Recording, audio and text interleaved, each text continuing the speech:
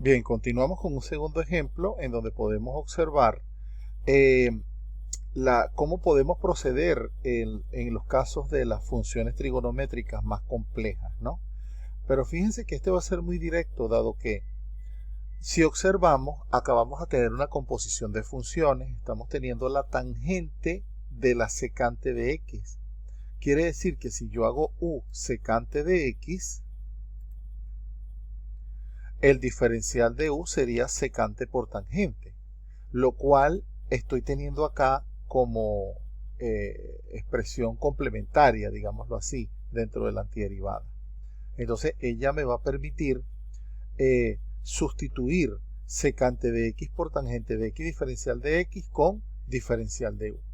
De esta manera, esto sería la antiderivada de la tangente de u. Y como vimos, lo verificamos en el video anterior, la antiderivada de la tangente de u no es más que el logaritmo natural de la secante de u. Y ahora nos retornamos en el cambio de variable. Aquí llamamos u a secante de x.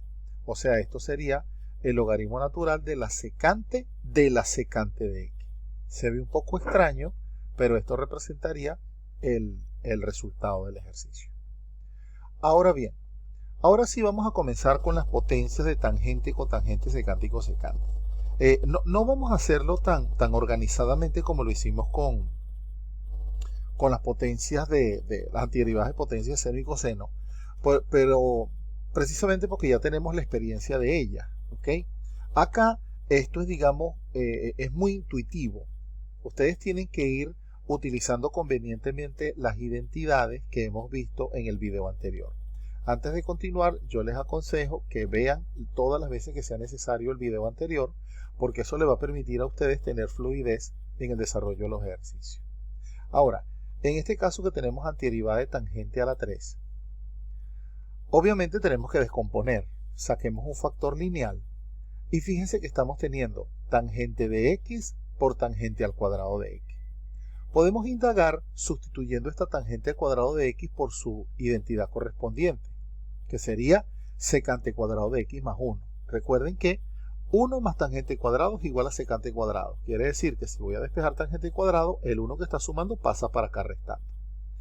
De esta forma, detengámonos un momento y analicemos qué es lo que tenemos acá. ¿Será que yo a priori puedo resolver esta antiderivada así como está? ¿Qué pasa si hago u igual secante de x? La derivada de la secante es secante por tangente, y aquí estoy teniendo una sola tangente. ¿Y qué pasa si hago u igual tangente? La derivada de la tangente es secante cuadrado. ¿Y qué hago con este menos 1? Entonces, así como está, no lo puedo resolver. Tengo que necesariamente separarlo en dos antiderivadas. Sería tangente por secante cuadrado, tangente por menos 1. Ahora, volvamos a interpretar, a hacer el análisis anterior. Si yo hago u igual secante, la derivada de la secante sería secante por tangente. ¿Podría proceder con la sustitución? Sí, pero yo tendría que separar esta secante al cuadrado como secante por secante. Sería un poco engorroso, pero esa sería una manera de hacerlo. Ahora, ¿qué pasaría si de plano llamo u igual a tangente? Si llamo u tangente, la derivada de la tangente es secante cuadrado. O sea que aquí estaría secante cuadrado que me lo compensa, ¿vieron? Y por su parte, esta antiderivada no es problema porque ya tenemos una fórmula que la define, que es el logaritmo natural de la secante. Entonces, vamos a proceder con la sustitución. Si u es igual a tangente, eso implica que el diferencial de u es secante cuadrado por diferencial de x. Pero cuidado, esta sustitución la estoy haciendo solamente para la primera antiderivada. ¿Qué significa esto? Que la primera antiderivada se me convierte en u diferencial de u. ¿Ok? Y la segunda la dejo intacta. Ahora, como voy a antiderivar, ahora sí procedo con ambas. ¿Quién sería la antiderivada de u? U al cuadrado sobre 2. O sea, 1/2 de u al cuadrado. ¿Y quién es la antiderivada de la tangente de x? Logaritmo natural de secante de x. Finalmente me regreso en el cambio de variable, que sería u igual a tangente. Por lo tanto, esta representa 1/2 de la tangente cuadrado de x menos el logaritmo de la secante. Y ahí terminamos el ejercicio. Volviendo al anterior, fíjense qué pasaría si el exponente es 5. Si el exponente es 5, es algo similar. sacamos un factor lineal y sería tangente por tangente a la 4. Entonces aplicamos la identidad, pero aquí estaría al cuadrado y tendríamos que resolver este binomio. De todas formas, creo que sí, más adelante vamos a desarrollar algo así. Pero lo interesante es que no hay una norma rígida. Ustedes tienen que ir descomponiendo, tratando de sustituir adecuadamente las identidades hasta que lleguen a la solución del ejercicio. Ahora veamos qué ocurre con este ejercicio. Estamos ahora hablando de la cotangente a la 4. En este caso no vamos a descomponer un factor lineal, no tendría sentido. Tenemos que en todo caso descomponerlo como dos factores cuadráticos. ¿Por qué? Porque recordemos que las identidades fundamentales vienen dadas de término al cuadrado. Entonces, recordemos cómo sería la identidad en este caso. Cotangente al cuadrado más 1 es igual a cosecante al cuadrado. Como tenemos cotangente al cuadrado, entonces en la identidad el 1 que está sumando a la cotangente al cuadrado lo pasamos al otro miembro restando. Quiere decir que cotangente al cuadrado es equivalente a cosecante al cuadrado menos 1. Vamos a sustituirla y obtenemos esta expresión. Entonces fíjense que es el mismo esquema del ejemplo anterior, en el sentido de que si yo distribuyo acá, separo en dos antiderivadas. La diferencia es que en el ejemplo anterior, como sacamos un factor lineal, nos iba a quedar aquí al final una expresión en términos de, hablando en el lenguaje del ejemplo anterior, de tangente. Aquí serían cotangente. Pero como acá el exponente es par, nos está quedando cotangente al cuadrado. ¿Ok? Es decir, si aquí hubiese sido cotangente a la 6, sería cotangente a la 4 por cotangente cuadrado. Entonces, a la que quede de extraer los dos factores es donde le voy a aplicar la identidad. Acá fue indiferente porque ambos son de exponente 2. Pero vamos a irlo descubriendo poco a poco. Ahora bien, analicemos este caso. Si hacemos u igual a cotangente, sabemos bien que la derivada de la cotangente es menos cosecante al cuadrado. Entonces este factor de acá lo compensa. Pero ¿qué hacemos con cotangente al cuadrado? Si yo hago u igual a cotangente, no tengo el menos cosecante al cuadrado acá que me lo respalda. Entonces quiere decir que a este que quedó también le vamos a volver a aplicar la propiedad. ¿Lo ven? Este lo estoy dejando tal cual porque ya yo sé que con una sustitución sale. Pero este de acá lo separo en dos antiderivadas. Claro, aquí propuse un cambio de variable para ir saliendo de este, ¿no? Porque si u igual es cotangente, sabemos que el diferencial de u es menos cosecante al cuadrado. Entonces este menos lo pasamos para acá y sería que menos diferencial de u es cosecante al cuadrado de x diferencial de x. Esto hace que la primera antiderivada se convierta en esto que está acá. Pero en la explicación que venía dando, les decía que íbamos a separar esto en dos antiderivadas, lo cual estamos haciendo acá. Fíjate, menos cosecante cuadrado, menos por menos cambia más, antiderivada del diferencial de x. Fíjate lo interesante de la descomposición. Acá la antiderivada del diferencial de x me va a dar x. O sea que ya rompemos ese esquema de que son solamente funciones trigonométricas.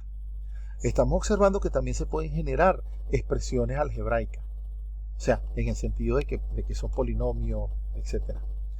Y por su parte, ¿qué hacemos con esta cosecante al cuadrado? Porque esta ya la tenemos lista. Aquí debemos pensar, fíjate que esta es una notable, porque si yo pienso qué función al derivarla me genera cosecante al cuadrado, llego a la conclusión de que la menos cotangente sirve. Y de hecho, fíjate que ya tengo el menos acá. O sea que yo puedo decir que es cotangente, porque la derivada de la cotangente es menos cosecante al cuadrado. En ese sentido, fíjate que, bueno, acá en este paso lo que hice fue sacar menos. Ahora voy a calcular las antiderivadas. ¿A qué llegué? A la primera es u a la 3 sobre 3, es decir, menos un tercio de u a la 3. Entonces les decía que como esta es menos cosecante al cuadrado, ¿qué función al derivarla me da menos cosecante al cuadrado? Cotangente.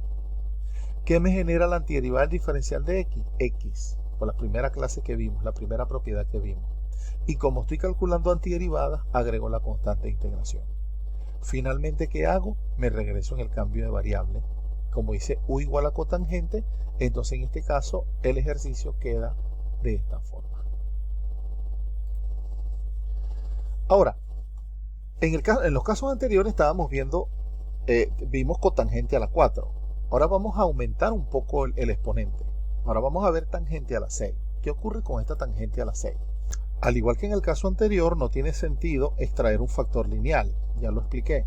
Entonces acá sería tangente a la 4 de x por tangente al cuadrado. Acá tenemos dos alternativas para que vean que esto no es rígido. Alguien podría plantear, oye, descompongo tangente a la 4 como tangente al cuadrado y en el tangente cuadrado interno le sustituyo la identidad. Y saldría tal cual como hicimos en el caso anterior.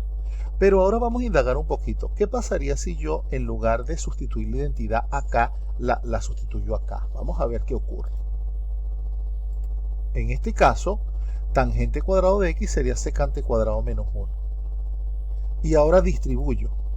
Entonces fíjense que en este caso estoy teniendo tangente a la 4 de x por secante cuadrado, que sabemos que perfectamente sale por una sustitución, porque si yo hago u tangente, la derivada de la tangente es secante cuadrado. Pero esta tangente a la 4 vuelvo a aplicar el mismo criterio, es decir, que tengo que descomponerla. Y a ella, aquí sí es indiferente donde lo haga, le vuelvo a sustituir la identidad. ¿Vieron? Entonces, cuando distribuya yo acá, voy a tener esta expresión. La primera la dejé intacta. La segunda estoy distribuyendo tangente cuadrado por secante cuadrado, acá lo tengo. Luego menos por menos, más, como no cabe aquí, lo coloco aquí debajo. Entonces sería tangente cuadrado. Quiere decir que de hecho el cambio de variable que voy a hacer para esta primera también me sirve para la segunda, porque tiene la misma motivación. Lo único que tiene diferente son los exponentes. Pero esta última no puedo resolverla, no es una identidad notable. Entonces le vuelvo a aplicar la identidad fundamental. Veamos. En este caso me va a quedar de esta forma. Fíjense que tengo las primeras dos y aquí le vuelvo a aplicar la identidad. Separo nuevamente y ahora detengámonos acá un momento. Ya sabemos que la primera antiderivada y la segunda sale haciendo u igual a tangente. Esta ya se me convirtió en una notable, que es tangente también, porque la derivada de la tangente es secante cuadrado. Y esta sería menos x. Entonces lo que falta es plantear la sustitución. Hacemos u igual a tangente de x. Esto implica que el diferencial de u es secante cuadrado de x diferencial de x. Recuerden que lo coloco entre paréntesis para que sea un comentario y no rompo la cadena de igualdades. En este caso digo esto es igual. Esta sería u a la 4. Todo esto se compensa con el diferencial de u a la 4 diferencial de u menos u a la 2 diferencial de u más. Las demás las dejo igual porque son automáticas, son notables. Entonces ahora sí voy a calcular las antiderivadas. Por acá tendríamos u a la 5 sobre 5. Por acá tendríamos u a la 3 sobre 3. Entonces, ¿quién sería la antiderivada de secante cuadrado? Sería tangente de x. Y la antiderivada del diferencial de x sería x más c. Ya llegamos al resultado, pero para ser coherentes, vamos a regresarnos en el cambio de variable, es decir, que mi resultado queda en términos de tangente y al final una colita me queda en términos de una expresión polinomial.